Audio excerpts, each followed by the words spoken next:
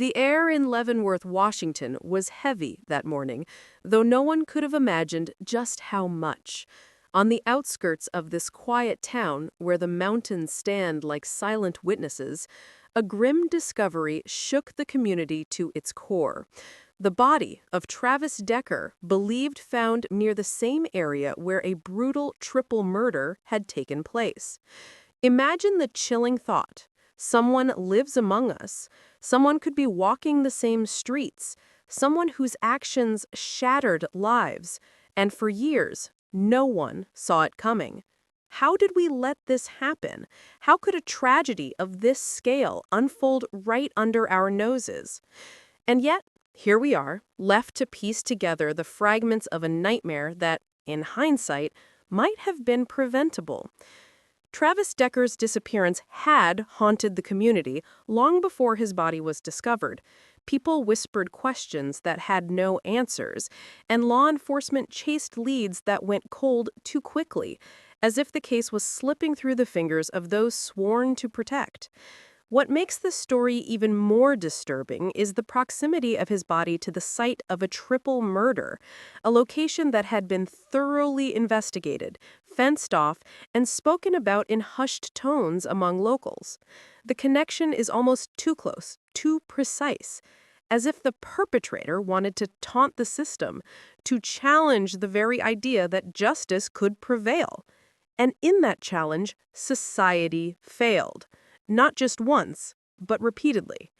Consider for a moment the families of the victims, forced to live with a gnawing uncertainty for months, perhaps, years, not knowing if Travis was alive, if he was suffering, or worse. And now the unthinkable. His body discovered, leaving questions that demand answers. What signals did we miss? What signs were brushed aside as minor or inconsequential? What responsibility do we bear as a society that failed to notice a man disappearing in plain sight? These are uncomfortable questions, but they are the questions we must confront. What investigators have revealed so far is sparse, yet haunting.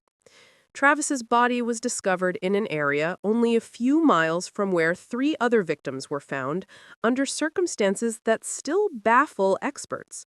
The triple murder itself was horrifying enough, violent, calculated, leaving a mark on the local community that would not fade. And now, with the discovery of Travis, a new layer of mystery emerges. Could these cases be connected beyond the obvious geography?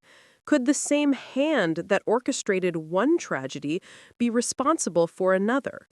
Or is this mere coincidence, a cruel twist of fate that seems too deliberate to ignore?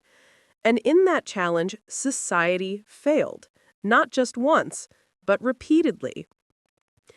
Consider for a moment the families of the victims, forced to live with a gnawing uncertainty for months, perhaps years, not knowing if Travis was alive, if he was suffering, or worse. And now the unthinkable. His body discovered, leaving questions that demand answers. What signals did we miss? What signs were brushed aside as minor or inconsequential? What responsibility do we bear as a society that failed to notice a man disappearing in plain sight? These are uncomfortable questions, but they are the questions we must confront. What investigators have revealed so far is sparse, yet haunting. Travis's body was discovered in an area only a few miles from where 3 other victims were found, under circumstances that still baffle experts. The triple murder itself was horrifying enough, violent, calculated, leaving a mark on the local community that would not fade. And now, with the discovery of Travis, a new layer of mystery emerges. Could these cases be connected beyond the obvious geography? Could the same hand that orchestrated one tragedy be responsible for another? Or is this mere coincidence, a cruel twist of fate that seems too deliberate to ignore? The more you dig into the timeline, the more alarming it becomes. Travis was last seen alive several weeks before his body was discovered, a period during which multiple opportunities existed to intervene, to prevent the escalation of violence. And yet something, or someone, intervened differently, silently, invisibly, allowing this trajectory of tragedy to continue. Friends describe him as cautious, careful, someone who paid attention to details, and yet even the most vigilant can fall prey to circumstances beyond their control, to a system that sometimes fails the very people it's meant to protect. Authorities are remaining tight-lipped, releasing fragments of information while keeping the public at arm's length. But whispers emerge from those with direct knowledge, sightings, conversations, and the uncomfortable idea that someone close to Travis might have known more than they ever admitted. These are the pieces that provoke outrage and fear. How many times do we tell ourselves the people around us are trustworthy, only to discover that darkness can exist in the most familiar faces? And then there's the triple murder itself, a case that has already raised eyebrows nationally. Forensic evidence, witness testimonies, and digital footprints all point to complexities that defy easy explanation. Yet somehow these elements are being dissected slowly, leaving the public to speculate, to imagine scenarios that become increasingly chilling. Now, with Travis's body linked geographically to the site, new questions arise.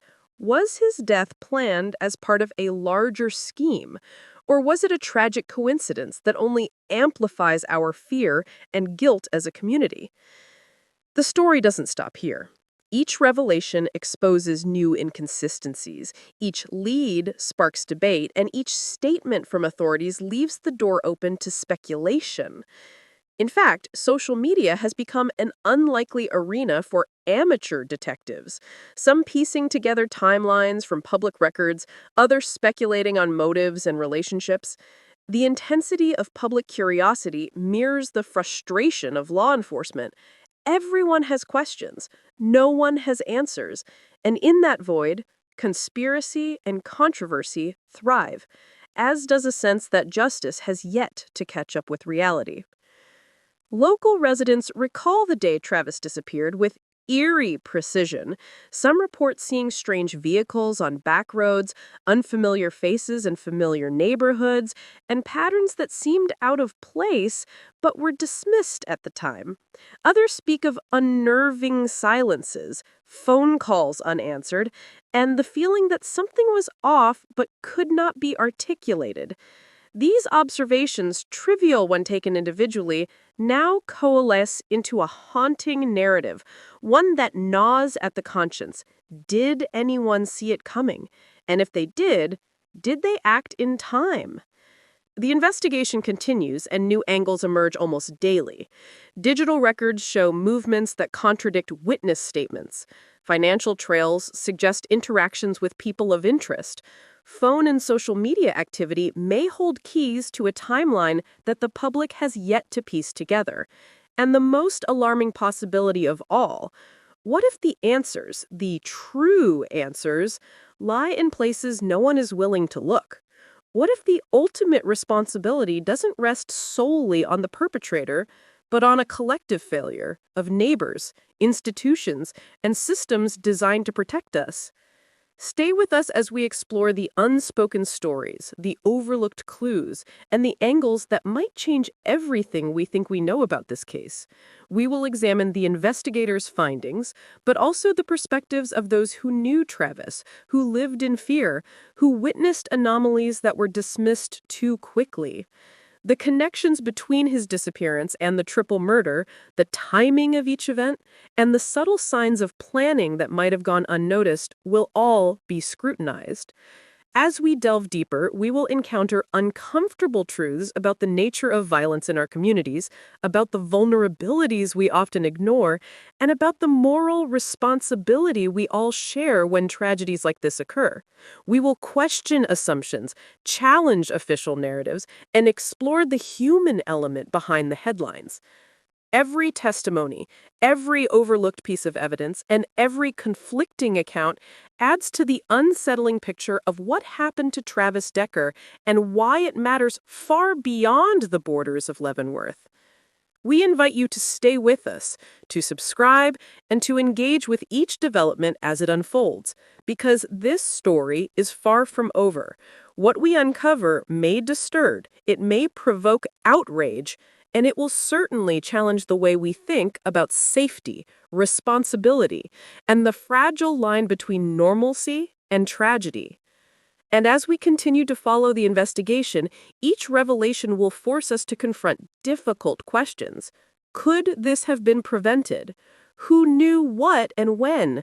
And most importantly, what does this case reveal about our society, our priorities, and our collective failure to act before it was too late?